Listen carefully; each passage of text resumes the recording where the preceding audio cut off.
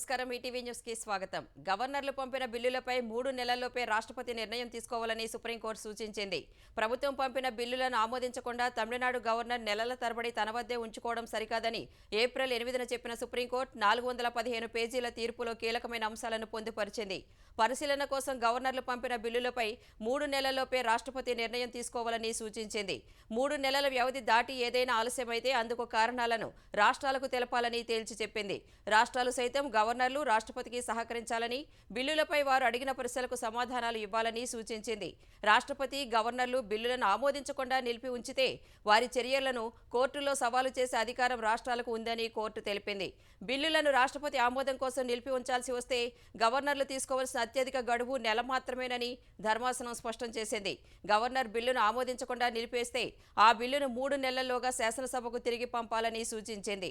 మంత్రిమండలి సూచనల మేరకు పనిచేయడం తప్ప గవర్నర్లకు విచక్షణ అధికారాలు ఉండవన్న ధర్మాసనం రాజ్యాంగంలోని 200వ అధికరణం కూడా ఇదే విషయాన్ని స్పష్టం చేస్తోందని వివరించింది. రెండోసారి పంపిన బిల్లును రాష్ట్రపతి ఆమోదం కోసం రిజర్వ్ చేసి ఉంచే అధికారం గవర్నర్కు లేదని ధర్మాసనం తీర్పులో పేర్కొంది. రాజ్యాంగ చరిత్రలో తొలిసారి కీలక పరిణామం చోటు చేసుకుంది. పెండింగ్ బిల్లుల విషయంలో సుప్రీంకోర్టు సంచలన తీర్పు ఇచ్చిన వేళ రాష్ట్రపతి గవర్నర్ ఆమోదం లేకుండానే తమిళనాడు ప్రభుత్వం 10 చట్టాలను నోటిఫై చేసింది. ఈ మేరకు గెజిట్ నోటిఫికేషన్ ఇచ్చింది. శాసనసభ ఆమోదించిన బిల్లులను గవర్నర్ ఆర్ఎన్ రవికి పంపగా ఆయన ఎలాంటి నిర్ణయం తీసుకోకుండా తన వద్దే ఉంచుకున్నారని 2023లో తమిళనాడు ప్రభుత్వం సుప్రీంకోర్టును ఆశ్రయించింది. ఆ పిటిషన్పై ఇటీవల సుప్రీంకోర్టు కీలక తీర్పు వెలువరించింది. గవర్నర్ వద్ద పెండింగ్లో పెట్టిన 10 బిల్లులు గవర్నర్ ఆమోదం పొందినట్టే భావించాలని ఆ తీర్పులో స్పష్టం చేసింది. ఈ నేపథ్యంలో ఆ 10 చట్టాలను నోటిఫై చేస్తూ ప్రభుత్వం గెజిట్ జారీ చేసింది. ఆంధ్రప్రదేశ్లో గత 10 ఏళ్లలోనే అత్యధికంగా ఇంటర్లో ఉత్తీర్ణత నమోదైంది. ఇంటర్ ఫలితాలను ఏపీ విద్యాశాఖ మంత్రి నారా లోకేష్ ఇవాళ సామాజిక మాధ్యమం ఎక్స్లో విడుదల చేశారు. ఈ ఏడాది ఇంటర్ మొదటి ఏడాది విద్యార్థుల్లో 70% ఉత్తీర్ణత సాధిస్తే రెండో ఏడాది విద్యార్థులు 83% ఉత్తీర్ణులయ్యారు. ఇంటర్ తొలి ఏడాది ఫలితాల్లో 85% ఉత్తీర్ణతతో కృష్ణా జిల్లా అగ్రస్థానంలో నిలిస్తే 82% ఉత్తీర్ణతతో గుంటూరు జిల్లాకు 2, 81%తో ఎన్టీఆర్ జిల్లా మూడో స్థానంలో నిలిచాయి. 54% ఉత్తీర్ణతతో చిత్తూరు జిల్లా చివరి స్థానంలో ఉంది. రెండో ఏడాది ఫలితాల్లో 93% ఉత్తీర్ణతతో కృష్ణా జిల్లా అగ్రస్థానంలో నిలిస్తే 91%తో గుంటూరు, 89%తో ఎన్టీఆర్ జిల్లా మూడో స్థానంలో నిలిచింది. 73% ఉత్తీర్ణతతో అల్లూరు జిల్లా ఆఖరి స్థానంలో ఉంది. ప్రభుత్వ జూనియర్ కాలేజీల్లో రెండో ఏడాది 69% ఉత్తీర్ణత నమోదవగా గత 10 ఏళ్లలో ఇదే అత్యధికమని చెప్పారు. మొదటి ఏడాదిలో 47% ఉత్తీర్ణత నమోదవగా 10 ఏళ్లలో ఇది రెండో అత్యధికమని తెలిపారు. ఈ విజయానికి విద్యార్థులు, జూనియర్ అధ్యాపకుల కృషి కారణమని లోకేష్ చెప్పారు. ఈసారి ఉత్తీర్ణులు కాలేని వారు నిరాశ చెందాల్సిన అవసరం లేదన్న లోకేష్ మరింత కృషి చేసి విజయాన్ని అందుకోవాలని సూచించారు. ఏపీలో తీవ్ర దుమారం రేపిన పాస్టర్ ప్రవీణ్ మృతి కేసులో అనుమానాలను పోలీసులు నివృత్తి చేశారు. ఆయన మరణం వెనుక ఎలాంటి మిస్టరీ లేదని, రోడ్డు ప్రమాదంలోనే ప్రవీణ్ ప్రాణాలు కోల్పోయినట్లు ఐలూరు రేంజ్ ఐజీ అశోక్ కుమార్ వెల్లడించారు.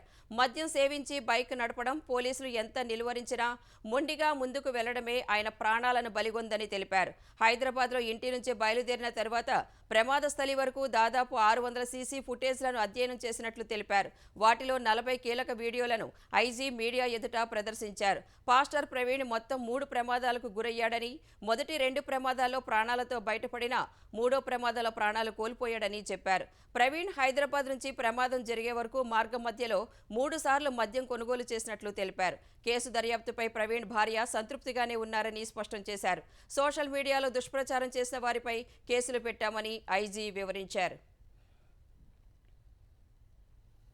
నాణ్యమైన దేశవాళీ విత్తనాలు నాటి పంట సాగు చేస్తే రైతులు అధిక దిగుబడులు సాధించవచ్చని వ్యవసాయ శాఖ మంత్రి తుమ్మల నాగేశ్వరరావు అన్నారు. హైదరాబాద్ నాంపల్లి ఎగ్జిబిషన్ గ్రౌండ్లో అగ్రి హార్టీ సొసైటీ ఆధ్వర్యంలో 4 రోజుల పాటు జరగనున్న రైతు మహోత్సవాన్ని మంత్రి సందర్శించారు. వ్యవసాయంలో వస్తున్న మార్పులకు అద్దం పట్టే రీతిలో ఏర్పాటు చేసిన పలు స్టాళ్లను పరిశీలించారు. రైతు మేళాను ప్రతి రైతు సందర్శించాలని, ఈ నెలలో ప్రతి జిల్లాలో రైతు మేళాలు నిర్వహిస్తామని మంత్రి తెలిపారు. పర్యావరణ హితం దృష్ట్యా సేంద్రియ ఎరువులు వాడి నాణ్యమైన పంట ఉత్పత్తులను సమాజానికి అందించాలని తుమ్మల పిలుపునిచ్చారు. కంచెగచ్చిబౌలి భూముల తనఖా విషయంలో శ్వేతపత్రం విడుదల చేయాలని మాజీ మంత్రి హరీష్ రావు డిమాండ్ చేశారు. టీజీఐఐసీ ద్వారా 400 ఎకరాలు తనఖా పెట్టి రుణం పొందినట్లు అసెంబ్లీలో తాను అడిగిన ప్రశ్నకు ప్రభుత్వం సమాధానం చెప్పిందని ఆయన గుర్తు చేశారు. ఇప్పుడు తాము భూమిని తనఖా పెట్టుకోలేదని, ఐసీఐసీఐ బ్యాంక్ చెబుతోందని సామాజిక మాధ్యమం ఎక్స్లో హరీష్ రావు వివరించారు.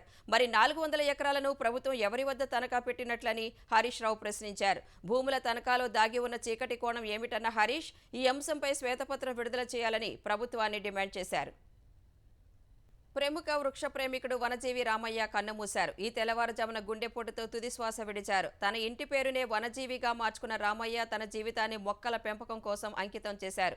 రోడ్ల పక్కన పాఠశాలలు, ఆసుపత్రులు, దేవాలయాలు మొక్కలు నాటిన ఆయన వృక్షో రక్షతి రక్షితః అంటూ నిత్యం ప్రచారం చేశారు. నిన్న రాత్రి సైతం తాను నాటిన చెట్టు కిందే పడుకున్న రామయ్య స్పందించకపోవడంతో కుటుంబ సభ్యులు ఆసుపత్రికి తీసుకువెళ్లారు. కానీ అప్పటికే రామయ్య కన్నుమూశారని వైద్యులు చెప్పారు. ఆయన పార్థివ దేహాన్ని ఇంటికి తరలించారు. కోటికి పైగా మొక్కలు నాటి చరిత్ర సృష్టించిన వనజీవి రామయ్యను కేంద్రం 2017లో పద్మశ్రీ పురస్కారంతో సత్కరించింది. రామయ్య మృతి పట్ల సంతాపం తెలిపిన ప్రధాని నరేంద్ర మోదీ, సీఎం రేవంత్ రెడ్డి ఆయన చూపిన మార్గం నేటి యువతకు ఆదర్శమన్నారు.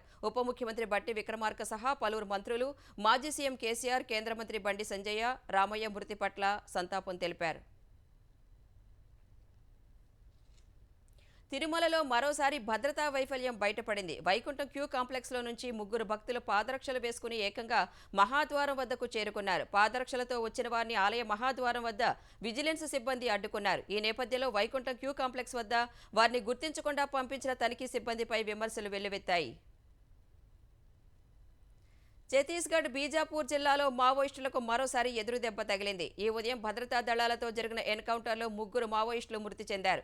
ఇంద్రావతి జాతీయ ఉద్యానవనం సమీపంలోని అటవీ ప్రాంతంలో భద్రతా సిబ్బంది యాంటీ నక్సల్ ఆపరేషన్కు వెళ్లిన క్రమంలో కాల్పులు జరిగాయని అధికారులు తెలిపారు. ఘటనా స్థలంలో ముగ్గురు మావోయిస్టుల మృతదేహాలు స్వాధీనం చేసుకున్నట్లు చెప్పారు. ఈ ఎన్కౌంటర్ తర్వాత మావోయిస్టుల కోసం గాలింపు కొనసాగుతోందని తెలిపారు. తాజా ఎన్కౌంటర్తో ఈ ఏడాది ఇప్పటి వరకు ఛత్తీస్గఢ్లో జరిగిన వేర్వేరు ఎన్కౌంటర్లలో చనిపోయిన నక్సల్స్ సంఖ్య 137కు చేరింది. ఇందులో 121 మంది ఒక్క బస్తర్ డివిజన్లోనే